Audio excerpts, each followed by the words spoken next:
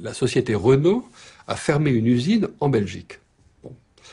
Pour, naturellement, restructurer et créer ailleurs d'autres usines qui faisaient le même travail, mais avec des gens qui étaient payés moins cher.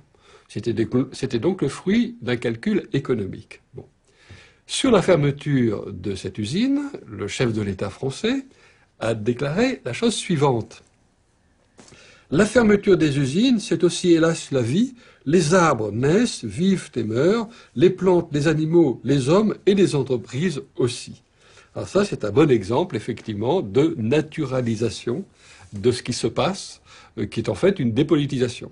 Donc les gens sont donc obligés d'accepter comme étant naturel, comme étant indépendant de la volonté des politiques, un certain nombre de décisions qui, en fait, sont dépendantes. Voilà.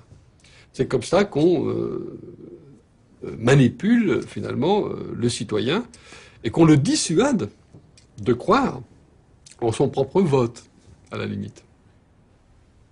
Aujourd'hui, le fonctionnement même des médias permet la création de la vérité. Évidemment, la vérité ne peut apparaître que de la confrontation, disons de la vérification d'une version qui est donnée avec recoupée par un certain nombre de témoins. On sait à quel point, d'ailleurs, c'est difficile d'établir la vérité. On le voit avec les juges d'instruction, on le voit avec les scientifiques qui analysent, qui essaient de découvrir la vérité. C'est difficile. Mais aujourd'hui, dans le fonctionnement des médias, il suffit qu'à propos d'un événement, si vous voulez, tous les médias disent la même chose, la presse écrite, la radio, la télévision disent la même chose, pour que cette chose qu'ils disent, eh bien, c'est riche en vérité, même si c'est faux.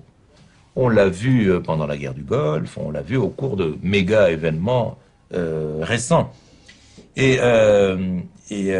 Donc, par conséquent, c'est établir cette espèce d'équation qui est fausse, bien sûr, que la répétition vaut démonstration.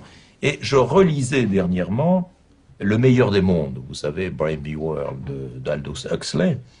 J'ai retrouvé une phrase à un moment à propos de l'hypnopédie, vous savez, cette espèce d'hypnose par l'écoute que l'on fait faire aux petits-enfants quand ils naissent, pour les persuader d'être heureux d'être ce qu'ils sont.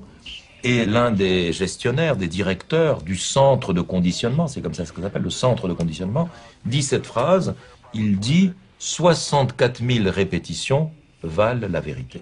Eh bien, nous sommes maintenant dans le monde d'Huxley.